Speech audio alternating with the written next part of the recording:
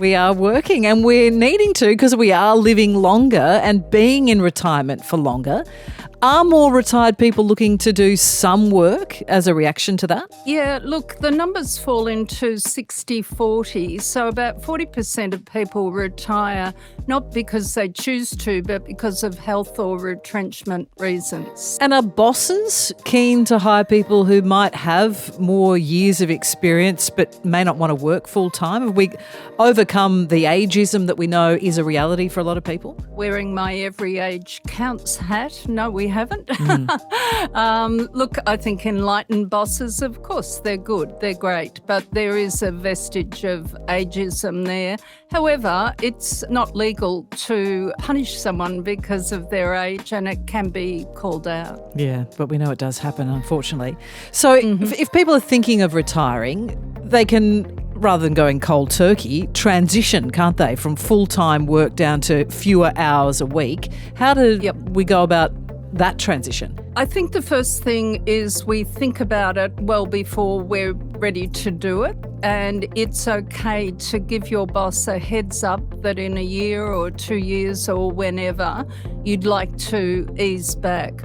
A transition is such a good way of entering retirement because you start to build your new life, your relationships, your volunteer work, maybe take a grandchild to school. So you start to create your sense of purpose and contribution post-work, and you allow yourself emotionally to step across. But critically, financially, you also don't suddenly go from full-time income to pulling down your super and worrying and wondering about the longevity of your money. Because that's the thing, you need to fund that transition, don't you? Absolutely. And look, there's a couple of specific financial strategies that you can use. There is what is called, of course, the transition to retirement. For people who've turned 60, they want to access super but keep working. That's one way of doing it. Other people will draw down a retirement income stream. Still others will leave a job and start another and use the age pension rules to their advantage by following the rules, literally. But I think what we often overlook, Deb, is this is 1 out of 5 levers of retirement income. We talk a lot about super and age pension, and somehow we forget, oh, hang on a minute, I could keep working or I could work part-time. And the Centrelink rules are much more generous now.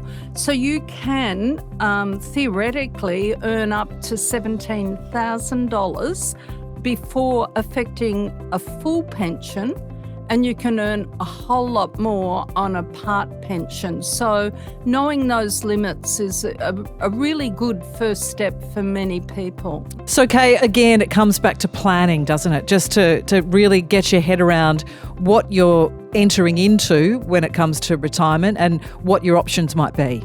Exactly. Go back to age pension, super, your own private savings, work, and maybe accessing some of the money in your home. These are 5 things you can do. Start with the most pressing, but have a look at how the options might mix. Yeah, fantastic. Always great to talk. Good on you, Kaye. Thank you so much. Thank you, Deb.